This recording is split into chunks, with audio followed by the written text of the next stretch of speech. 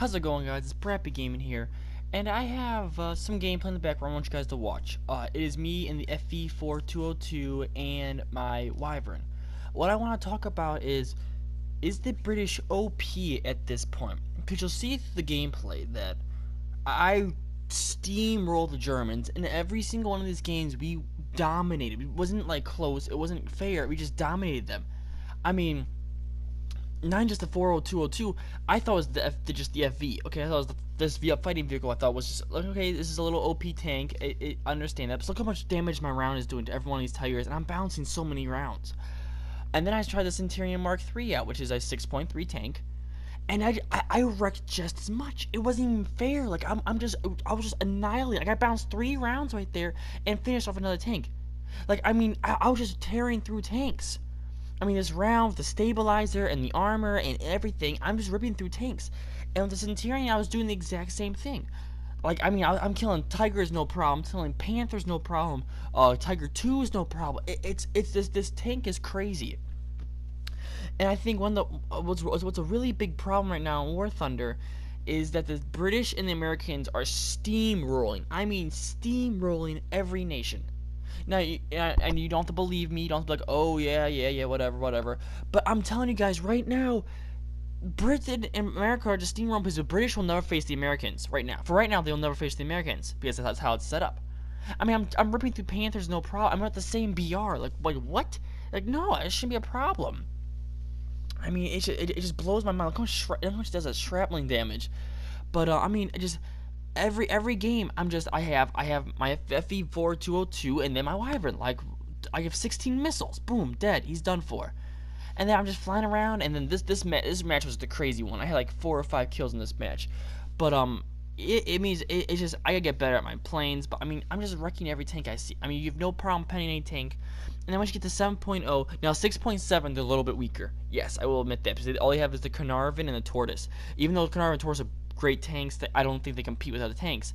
But I think Taurus is probably one of the best tanks there, like one of the best tank destroyers there is. Now I think T95 and the Jagdtiger are better, but still a good tank.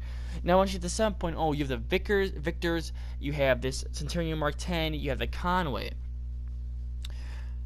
And I'm like, wait a minute, all of those tanks could be top tier tanks. Every single one of them could be a 7.0 tank. It could fight in 7.0. The guns have over 200, 300 millimeters of penetration. They're faster. The Victors has a crazy MPT, has a crazy reload. It's Hesh. It has all these like crazy amount of skill to them, and they're just steamrolling through countries. I mean, you look at the lineup. You have Russia's IS-6, Object 906, and now the T-44-100. British can outplay every single one of those. The Centurion Mark 10 can pen the IS-6, can pen the T-44, and can pen the Object 906 from the front, no problem. But every one of those tanks will have a problem penning the Centurion from the front. I'm just like, oh, man, this isn't... I mean, I've noticed it, so I played about 10 to 20 games. I'm going to say 20. And every single one of those games, like, I'm going to say we lost 1 or 2 of those games, and the only time we lost was when, the Russians and the Germans were on the same side.